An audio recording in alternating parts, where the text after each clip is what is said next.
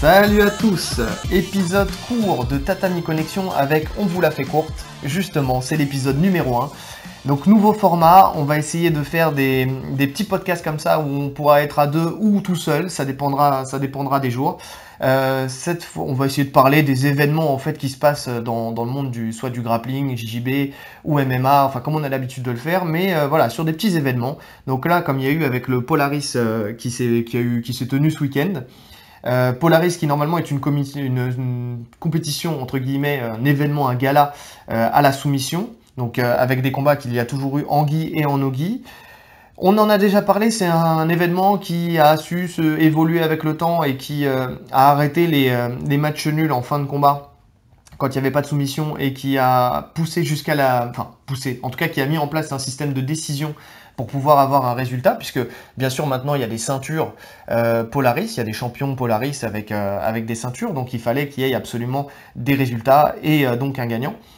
Là ils font un peu évoluer leur système avec un système un peu comme le quintet, où deux équipes s'affrontent. Donc là, comme je l'ai dit, UK contre l'Europe, donc c'est un peu la All-Star de l'Europe, avec des gros combattants comme Tommy Longaker, comme Adam Warzinski, comme Luca Anacoreta, il y a plein de grands combattants, et un combattant français qui a été exceptionnel sur cet événement, Léon Larmand. Donc voilà, ça a été notre seul représentant, mais quel représentant, il a même été félicité par le capitaine qui était Tommy Longaker. Donc voilà, le principe il est très simple, demi-temps de 40 minutes. Donc ça veut dire demi-temps de 40 minutes, ça veut dire qu'ils vont vraiment à la 40e minute. Si jamais il reste 30 secondes dans un combat, ils vont aller ils vont lancer le combat pour 30 secondes, si on arrive à la fin de la mi-temps. Avec des tranches de 5 minutes, donc 5 minutes pour soumettre l'adversaire. Si au bout des 5 minutes, personne n'est soumis, on change, il y a match nul, on change des adversaires. Si il y a soumission dans les 5 minutes, celui qui a soumis reste sur place pour essayer de faire une soumission sur un deuxième adversaire, ou aller jusqu'au bout, ou se faire soumettre, enfin on ne sait pas comment ça peut se passer, tout peut arriver dans ce type d'événement. Donc deux catégories de poids qu'on a vu bien distinctes, les moins de 75 kg, moins de 95 kg. Alors il les notifiait, mais au final ça ne change pas grand chose puisque tout le monde s'affronte. Donc, mais c'est peut-être plus pour marquer l'esprit sur le fait que quelqu'un de plus léger peut soumettre quelqu'un de plus lourd. Enfin, je sais pas pourquoi ils ont mis ça en place, mais en tout cas, il y a ces deux catégories qui étaient bien distinctes sur les deux combattants. Et donc voilà, on va pas s'attarder sur tous les combats. On va essayer de voir un petit peu les soumissions qui ont eu lieu dans cet événement. Justement pour essayer aussi de faire un point sur comment sélectionner une équipe sur ce type d'événement, puisqu'on en a déjà parlé, hein, mais le Sub Only n'est pas... Tout le monde ne peut pas prétendre au Sub Only aussi fort que tu sois. Voilà, je dis ça pour l'instant, on verra ça par la suite. Donc on va commencer, donc dans la première partie, Tommy Longaker, c'est lui qui a ouvert c'était le capitaine de l'équipe, donc et il a ouvert le score au 4e combat contre Marco Nardini, sur un triangle très rapide. En fait, très simplement, il a tiré la garde, boum, il a attaqué le triangle. Marco a très bien résisté, il a su défendre, voilà, il a tout donné pour défendre, mais sans succès, et force est de constater qu'il a tapé. Donc Tommy Longaker qui ouvre le score en bon capitaine et montre la voie à ses autres coéquipiers, et donc voilà, ça lui a permis de continuer le combat. Donc cette fois-ci, il a affronté Bryn Jenkins, qu'il soumet, alors une grosse domination. Il va le soumettre en fin de combat sur Jujigatame, grosse domination. C'était indéniable, il était largement au-dessus de lui, mais respect à son adversaire qui a su résister à toutes ces tentatives de soumission avant finalement de taper, et je pense même de se blesser, parce que je crois que je ne l'ai pas revu après dans l'événement. Et il repart avec le bras pendant, et je pense que Tommy Longaker, quand il a attrapé, comme on était en toute fin de combat, il a dû attraper le juji assez fortement pour pouvoir finaliser son adversaire. Donc il gagne ses 2 premiers combats, et il a profité d'une règle du Polaris, qui est le time-out, pour lui permettre de changer d'adversaire, donc voilà, estimant sûrement être fatigué, parce que son 2e combat a dû être très intense, et on sait très bien que des combats en kimono, combat de 10 minutes, là ça fait 10 minutes, pas 10 minutes parce qu'il a soumis le premier combat, mais en tout cas voilà, il a passé au moins 8 minutes sur le tapis. Les saisies, les attaques successives, ça fatigue, donc il a pris le time-out. C'est un arrêt de 2 minutes qui permet de renouveler le combattant.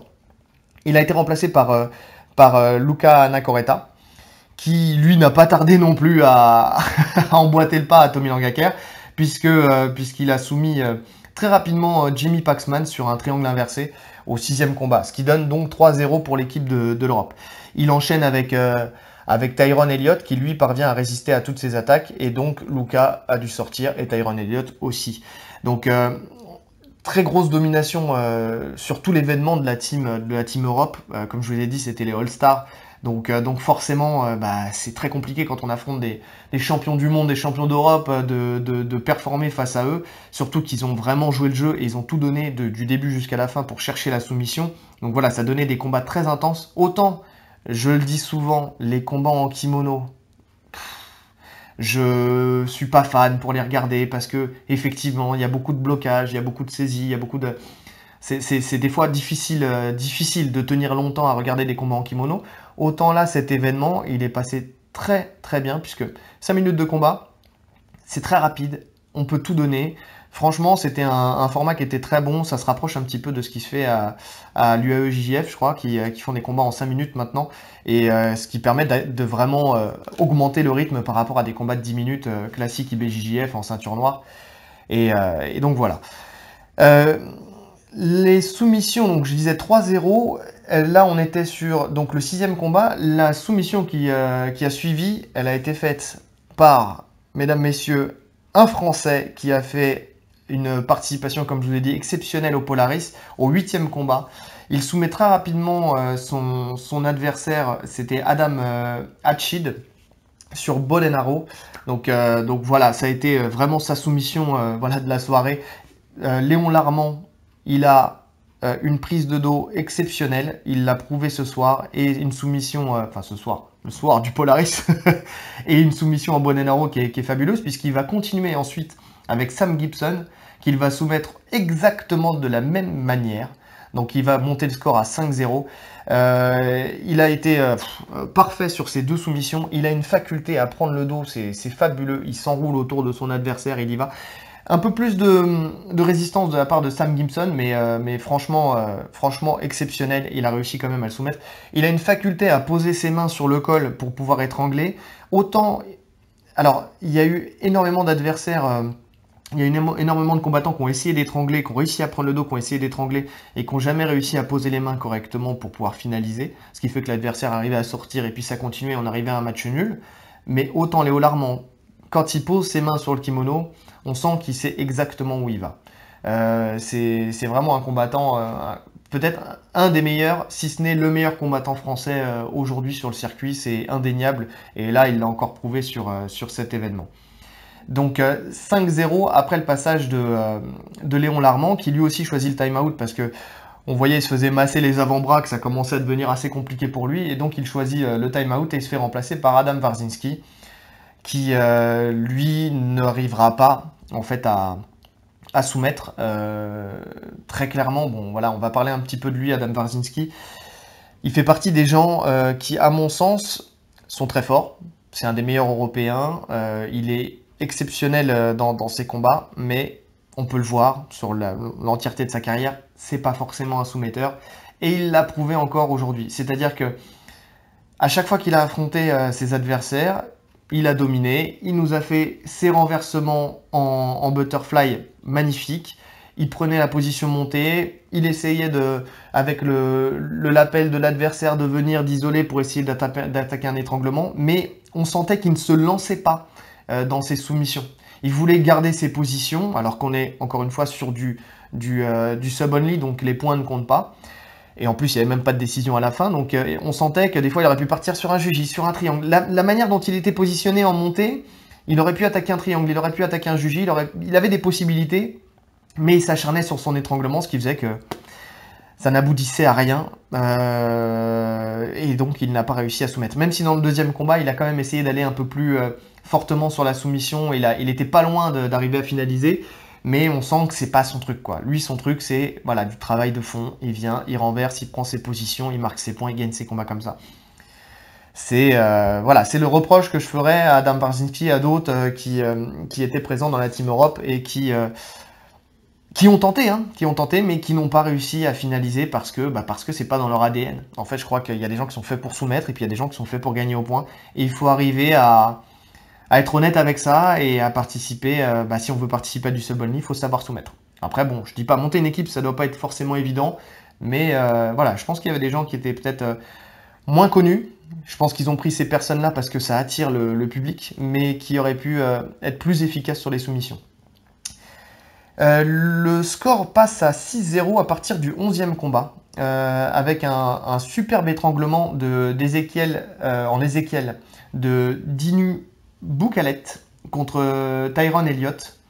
Donc il était dans la garde en fait, Boukalet il était dans la garde de Tyron Elliott et franchement il nous a fait une soumission. On sait très bien quand on pratique depuis longtemps que soumettre à partir de la garde fermée d'un adversaire, quand on est pris dans la garde fermée de l'adversaire, c'est très compliqué. Maintenant, voilà, Dinu, il a su très bien s'en sortir et on sentait que c'était vraiment une technique qu'il maîtrisait à la perfection. D'ailleurs, je crois que dans les commentateurs disaient que c'était des soumissions qu'on faisait en ceinture bleue. Après, ça ne passe plus normalement. Et ben, il l'a fait avec brio. Il a attaqué un Ezekiel sur Tyron. Et il a même réussi à l'endormir. On a eu notre premier dodo de cet événement, donc grâce à cet étranglement Ezekiel, qui est un des étranglements les plus puissants qui est possible en kimono. Et donc voilà, très, très belle victoire sur ce combat. Il va enchaîner contre Marco Nardini. Et ça va se solder par un match nul qui va être arrêté justement au bout des 40 minutes. Donc le combat ne va pas aller jusqu'au bout. Donc voilà, il a réessayé, d'ailleurs c'est marrant, il a réessayé cet Ezekiel à partir de la garde fermée de Nardini, si mes souvenirs sont bons. Et parce que j'ai plus tous les combats, il y a eu énormément, je crois qu'il y a eu plus de 20 combats, donc j'ai pas tous les combats en tête à la perfection, dans les détails près. Mais en tout cas, voilà, il a réessayé cet Ezekiel. On sentait que c'était la soumission sur laquelle il était le plus à l'aise. Et donc voilà, le combat se finit, match nul. On arrête là, première partie, super fight. Donc un super fight cette fois-ci en nogi, qui va durer 10 minutes entre Ash Williams et Tom Alpine. Donc deux combattants foncièrement différents dans l'approche. On a un Alpine qui cherche lui essentiellement la clé de talon et qui va dominer le début de combat, justement parce qu'il va être vraiment à l'attaque sur les jambes de Williams. Et on a un Williams qui lui tente énormément plus de soumission sur le haut du corps, donc essentiellement sur les bras. D'ailleurs, il a essayé aussi un étranglement en bras-tête à partir de la position montée. Enfin, il s'est placé à partir de la position montée et puis il a essayé d'attaquer le bras-tête, mais c'était bien défendu par Alpine. C'était un combat pour la ceinture des featherweight. Donc voilà, finalement c'est Williams qui va s'imposer sur décision des juges. Il lui manquait pas grand chose pour soumettre son adversaire, parce qu'il a essayé à la toute fin, un espèce de triangle où il a attaqué le bras de son adversaire sur la tentative de triangle. Et le temps, il a été sauvé par le gong, on va pas se mentir. Et je pense, et c'est là où j'ai pas compris, que ce combat-là a dû participer au score final de la team UK contre la team Europe, parce que quand on a fini la première partie, on était à 6-0, et quand on a repris la deuxième partie, on était à 7-0. Donc je pense pas qu'il y a eu d'erreur de l'organisation. Donc je pense que cette victoire, en plus d'apporter la ceinture à Williams, a apporté un point de plus à la team Europe qui reprend donc à 7-0 la deuxième partie de ce Polaris. Donc reprise donc avec une nouvelle fois Tommy Langaker. Alors voilà, il reprend, il se remet dans son combat contre Sam Gibson et 3 combats, 3 soumissions, Tommy Langaker avec un étranglement croisé au niveau du col. Donc pareil, une grosse domination de Tommy Langaker sur son adversaire Sam Gibson. Il commence son étranglement à partir de la position montée, donc ça veut dire qu'il arrive, il se positionne, il vient, il a tenté 2-3 petits trucs avant, il arrive à prendre la position montée, il commence à attaquer l'étranglement, Pas mal de résistance de la part de Sam Gibson et finalement il arrive à renverser enfin en tout cas il l'a accepté aussi Tommy Langaker qui donc finalise son étranglement à partir de la garde fermée. Étranglement très classique, très basique, old school. On attrape les deux cols, on croise, on étrangle et on termine. Donc Tommy Langaker qui continue. Et là, on est arrivé à 8-0, donc 7-0, 8-0. Il continue et il affronte Bradley Hill, qui sera le premier à résister à Tommy Langaker, qui pour moi a été le plus impressionnant de la team UK. Parce que bon, comme je vous l'ai dit, il y a eu une grosse domination de la team Europe sur tous les combattants. C'était flagrant, franchement. Peu ont résisté aux assauts de la Team Europe. Mais par contre, ce Bradley Hill, il a fait plusieurs combats. Et respect à lui parce que il n'a pas été dominé et il a même mis en danger ses adversaires. C'est-à-dire que même avec Tommy Langaker qui bon, forcément était fatigué, hein, c'était son 4e combat. Au bout d'un moment, les bras, les articulations, les muscles et tout ça, ça commence à fatiguer. Mais il n'empêche qu'il a été pas mal, il a failli lui passer la garde plusieurs fois. Il a entamé un renversement à partir d'une attaque d'omoplata. Franchement, il a été pas mal. Il était dominant debout. Tous ses adversaires ont tiré la garde avec lui. On sentait qu'il avait un bon judo. Donc voilà. Et puis petit à petit, parce que lui ce n'était pas le capitaine de son équipe, mais petit à petit on sentait qu'il prenait un petit peu ce rôle, puisque c'est lui qui coachait les personnes de son équipe. Et donc voilà, le choix aurait été judicieux de le mettre en capitaine de l'équipe, mais en tout cas, franchement, respect à lui, parce que en plus il a payé de sa personne, il a eu une ouverture au niveau de la paupière, sur ce combat justement avec Tommy Langaker. Et franchement, respect à lui parce qu'il a fait un super combat. Donc 3 soumissions. Pour l'instant, Tommy Langaker, c'est celui dans l'équipe européenne qui a le plus soumis par rapport à ses acolytes. Retour de Léon Larmand. Donc cette fois-ci contre Tyron Elliott. Et dans cette deuxième partie, une nouvelle fois, il s'impose. Et je vous le donne en 1000 avec la même soumission. Il a attaqué le dos à une vitesse folle. Crochet mis par son adversaire, Léon Larmand est au-dessus, son adversaire met un crochet, il est parti dans une roulade, il a attaqué le dos à une vitesse extraordinaire, il s'installe, il pose ses mains, étranglement, voilà. Il a mis, c'est bien simple, 1 minute 18 à soumettre son adversaire et porter donc le score à 9-0 pour l'équipe de l'Europe. Exceptionnel, franchement, rien à dire sur son parcours, comme on dit, il a été félicité par Tommy Langaker et franchement gros respect à lui parce qu'il a fait un travail exceptionnel sur cet événement. Parce que voilà, pourquoi je m'arrête là pour lui, parce qu'il a continué donc le combat d'après, il a enchaîné avec Sam Gibson qui avait déjà soumis. Cette fois-ci il a réussi à résister. D'ailleurs, bon, vous voyez à la fin du combat qu'il était cramé, mais respect encore à lui parce que dans ce combat il s'est fait attaquer sur un triangle, il a réussi à sortir. Et voilà, il a quand même tenu en respect Sam Gibson et franchement, voilà, il a fait jusqu'au bout, il a été exceptionnel sur cet événement.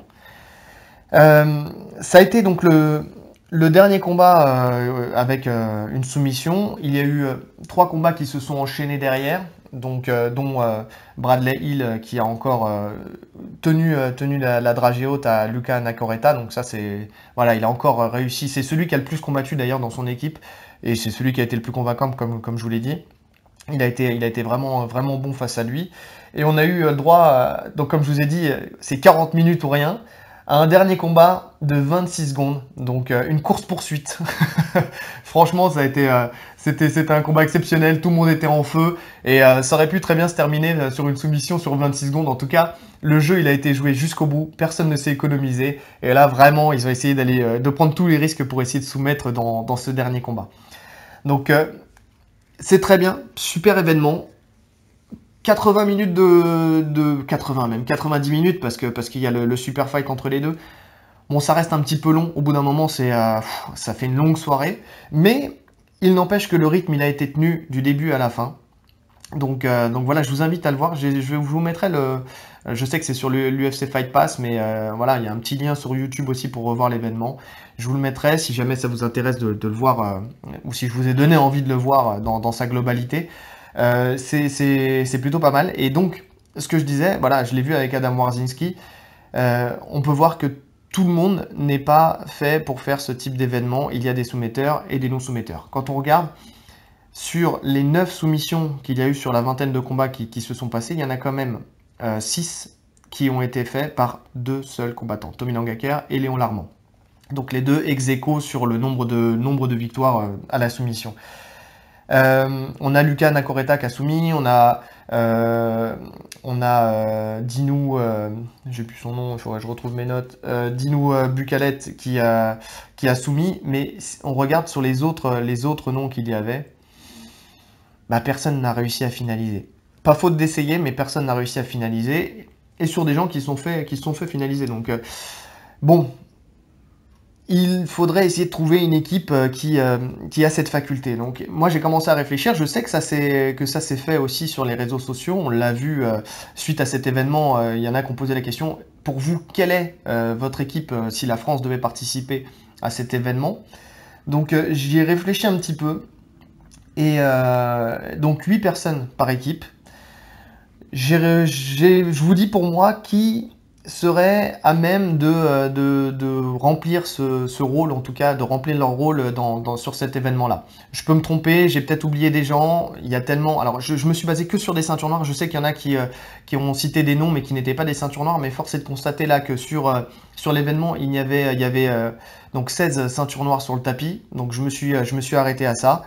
Et j'ai monté une équipe donc de 8 personnes, entre guillemets. Donc Léon Larmand, 3 soumissions sur 4 combats, on va pas se mentir, il a sa place, il a fait ses preuves, il y est. Sébastien Lecoq, pour moi, c'est aussi un soumetteur, il a un travail en clé de jambe qui est exceptionnel, donc il peut très bien participer à ce type d'événement. Julien Da Silva avec son triangle. C'est quelqu'un qui est très fort, déjà sur le circuit CFJB, IBJJF et tout ça, c'est indéniable, mais il le dit lui-même, il ne calcule pas les points. Lui, ce qu'il veut, c'est soumettre. Donc il est tout à fait dans l'état d'esprit de ce type d'événement. Donc Julien Da Silva avec son triangle, c'est pour moi une des personnes qui mérite de participer à ce type d'événement.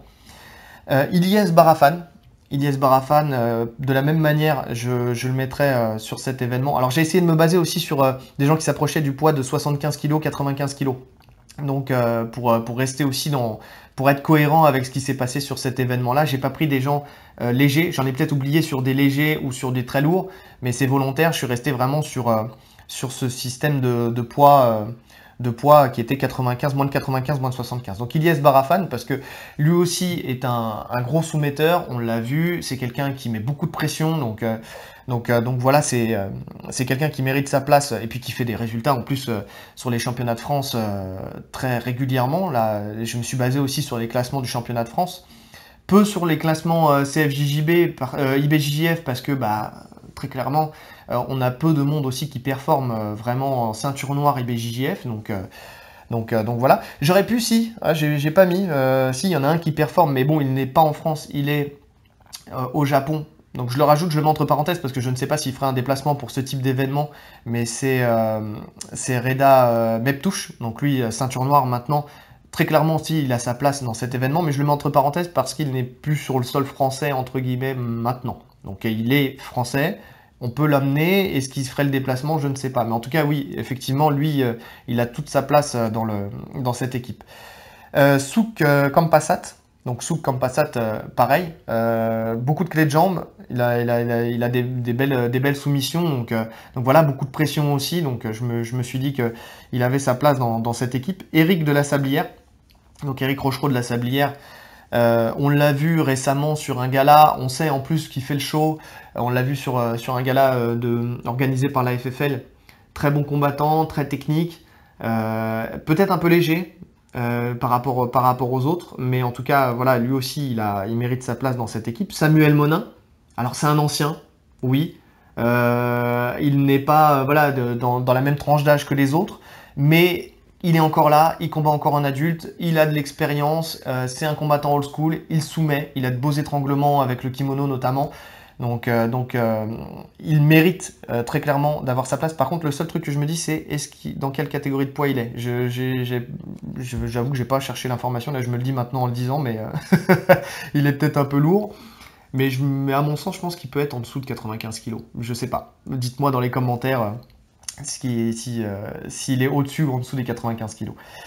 Et en dernier, je vois Momen Farah. Momen Farah, donc qui est pas forcément le plus connu du circuit, qui fait partie de la Z-Team, mais qui lui aussi, alors on l'a vu aussi sur un des galas de la FFL, là, des Supreme League.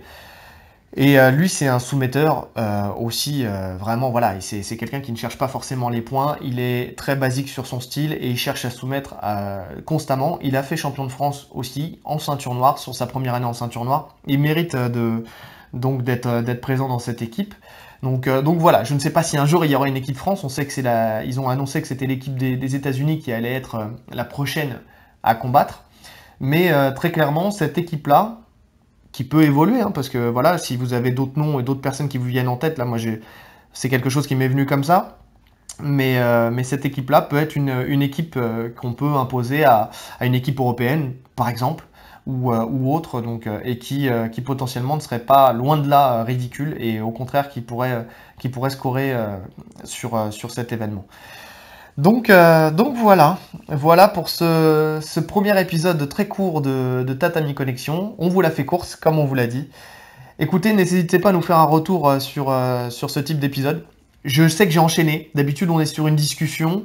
Là, c'est une première, donc je sais que là, je suis allé à toute vitesse. Est-ce que ça vous a plu? Est-ce que vous en voulez d'autres? N'hésitez pas à nous faire un retour là-dessus. En tout cas, aussi, n'hésitez pas à vous abonner, à cliquer sur la cloche pour être notifié des nouvelles vidéos qu'on va faire. Et puis, je vais me le faire tout seul. Il me reste plus qu'à vous souhaiter une bonne journée ou une bonne soirée en fonction de l'heure à laquelle vous nous écoutez. Et puis, on se voit très bientôt. À plus!